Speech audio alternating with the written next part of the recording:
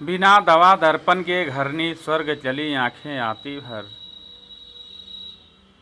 देख रेख के बिना दुधमुही बिटिया 2 दिन बाद गई मर। अब उसके घर के तो हालत बड़ी खराब थी। खेती बाड़ी सब बिक गई, घर द्वार बिक गया, बैलों की जोड़ी नीलाम हो गई, उसकी गाय बिक गई, उसके जीवन का सारा सुख समाप्त हो गया। ऐसी स्थिति में कहते हैं ना कि जब दुख आते हैं तो चारों ओर से आते हैं, और जब सुख आते हैं तो भी चारों ओर से आते हैं। सुख को हम संभाल नहीं पाते और दुख को हम सह नहीं पाते। ये भगवान की कोई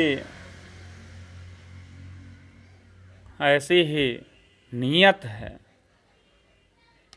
कि ऐसा ही वो करता है।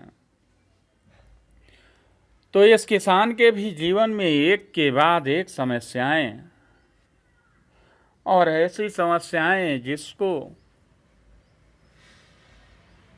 सुलझा पाना उसके लिए बिल्कुल कठिन है। कठिन ही नहीं बल्कि असंभव हो गया है।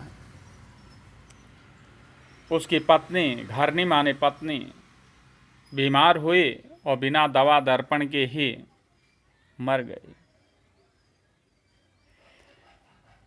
जब उसको वह याद करता है, अपनी मरी हुई पत्नी को याद करता है, तो उसकी आंखें भर जाती हैं। जब वह अपनी पत्नी को याद करता है तो उसके आंसुओं की धारा रुकती ही नहीं है। और अधिकतर मृत्यु कैसे होते थे पहले? प्रसव के दौरान होते थे या प्रसव के 2-4 दिन के बाद होते थे, क्योंकि प्रसव में होने वाली पीड़ा और होने वाले ज़रूरत की दवाओं के अभाव में अधिकतर लोग मर जाते थे।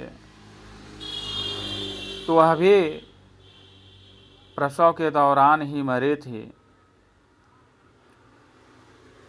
अब वह मर गई तो 2 दिन की दुधमुही जो बेटी थी, या दुधमुही कहा है दूध पीने वाली,